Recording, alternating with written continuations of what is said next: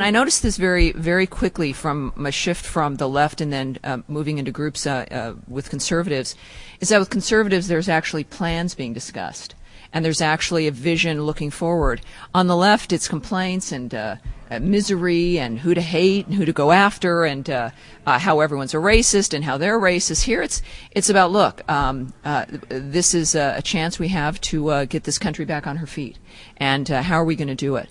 And the people are great. There's also the sensibility that I'm enjoying, which is a realization that we all understand the foundational issues that we have to address to get this country back, regardless of where we're coming from in life, what part of the country we're from, man, woman, gay, straight, pro-life, pro-choice.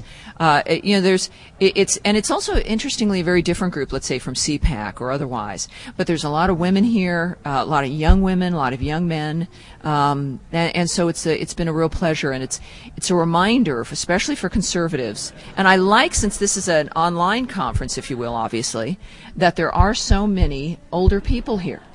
That's imperative, that there's finally this embracement of what we're now kind of the new pamphleteers.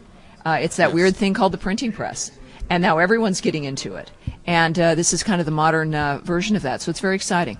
It is. I'm finding that this make sure my mic's up. This convention just is very energized. It's very positive.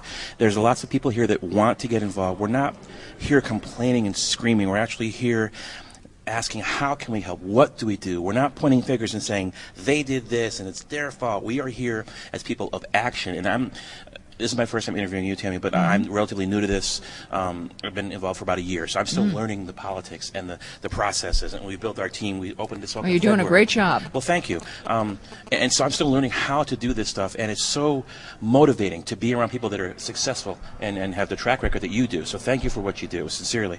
But to be at a convention like this where there's people that want to use the tools that were used against us just a couple of years ago. We got our butts kicked in 07 and 08 by the new media, but I think that tide has turned. Well, the difference, too, is the tool is one thing. It's like a firearm or an automobile. Are you going to use it really to get yourself somewhere? Are you going to use it for defense? Are you going to use it to make your family safer, to enhance the quality of your life? Or are you going to use it to hurt people? The difference is the left used certain tools that we're looking at, and they use them in the negative framework. Conservatives look at the same tools and say, all right, we can use these to make things better. I think for a very long time, conservatives shied away from some social organizing because there was this concern that it would make you like the left, or that social organizing created the ugliness we've seen. Not at all. Any more than being a gun owner makes you a killer. Right. Any more than owning an automobile means that you're going to run down somebody on the street. So I think it's a matter of realizing that the tools are here.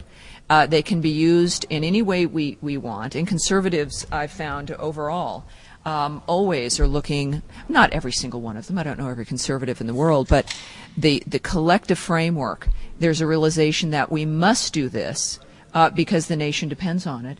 And then, maybe we want to be able to enjoy our summers again as opposed to trying to put out the fires that Barack Obama's setting. I'd also like to say that it wasn't the tools that caused us to get our butts kicked in 2006 and 2008. That would be sort of like blaming the hammer when the house falls down. It was really the architects of the building that were at fault here, and we had a lot of rot in the foundation. Let's see how far I can actually stretch this analogy out. I mean, there's a lot of rot in the foundation because they poured a whole lot of cash over it and it rotted out the foundation. And termites. A lot of termites who look at the foundation as something that's just for them, that will sustain them without regard to the damage that's done as they consume it. You have people that steal the materials from the house to go build their own little shelters someplace else. Eventually, everything collapses, and it really is. What happened was we got beat in the new media in 2006 and probably especially in 2008, but that was because they had enthusiasm. They were running from the outside. They were very specifically organized to beat entrenched Republican power at the time. And the Republicans had run out of credibility. Republican leadership had run out of credibility at that point, and there just wasn't enthusiasm for supporting the people that were in charge at that time. And that's exactly what happened. And I'll tell you why that happened, is because a lot of us, and I'm not going to accept myself in this here, is that we didn't hold them accountable enough. Correct. We let them run off the rails.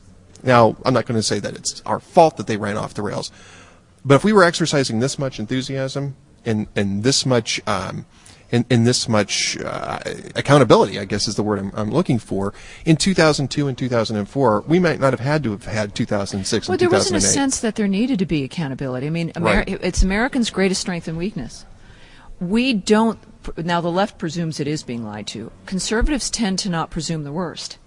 And so that positive, forward-looking outlook of expecting good things from people is the thing that makes America great, is this enthusiasm for the underdog, for the future. And as a result, you don't believe that, well, like George W. Bush, whom I voted for twice, that you can be pro-life, and I think he's a very decent man, that in fact maybe he's a liberal too. That maybe there's a generational issue of believing that government should do more. And that I think conservatives believe that if you're right on a couple of social issues, that must mean you're going to do the right thing economically. Well, Bush continued the Community Redevelopment Act, in fact expanded upon it, which of course is the foundation of the collapse. So I think that it was a learning curve for everybody that, you know, we can still trust in people and be decent. We can still expect the best from people, but it's the Reagan framework of trust but verify. Right. That's where exactly. we're at now, and Yeah. that's what Republicans have to realize. We're going to trust you, and we're going to verify it, and then we're going to send Michelle Bachmann after you. You're listening to FTR Radio's continuing coverage of Right Online 2010 in Las Vegas. Fingers Malloy along with Paul Croteau, and we're happy to have Ed Morrissey and Tammy Bruce joining us. Now, I want to switch gears a little bit and talk about this event. Specifically, you've got a lot of new activists that are energized, excited about what's going on. What advice would you give these people first starting out, whether it's they want to start a blog or they're thinking about podcasting, but they're not sure where to start? I think they should change their name to be part of a body part, like fingers, or I think that would be fabulous. Line of the week. That would get attention. It's true. It's worked for me. There you go. At least here. But you know, what advice, Ed? What do you think? Well, okay. First off, find a venue that you're going to be comfortable with for a while, because you're going to need to be consistent and stick with something for a bit and make your name, carve out your own little niche. But here's the thing that I think people don't get about new media, about basically being your own publisher, because that's really what the new media is all about. It's about being your own publisher. Is that first off, you have to develop a good sense of editorial policy. That one that boosts your credibility, but the other is that you have to promote yourself, and you have to know how to do that wisely. And that doesn't involve sending, spam emails to every blogger in the universe on the to list every time you change the pixel on your website. It's about knowing who is writing about what, taking the time to learn the market. I mean, it's really a business plan. I think Tammy will agree with me. It's really a business plan. You have to know your market. You have to know who the players are. You have to know what they're interested in, what would interest them, because it's all about linking. It's all about getting yourself noticed. You have to know what topics would interest them, how to approach the person, and then do it on a personal level with people. When you do that, and there's plenty of opportunity to do that. Now, you got Twitter, you've got Facebook. It's not just email. But when you do that, when you do it right, you'll be noticed. If you're sending out 15 spam emails a day, I mean, I don't know too many people who actually read those. So it really is. I mean, let's just say that your content has to be good. That's a given. Right. I think a lot of people can do good content. If you really want to make, a dent in things, you have to know how to market yourself. And I think that's a big key. I think the basis of that, though, too, is and this is something that I love about the movement, what's happening with Tea Party and everything else, is the realization by the individual that the individual matters. That there's a lot of people out there thinking, well, why me? Why not you?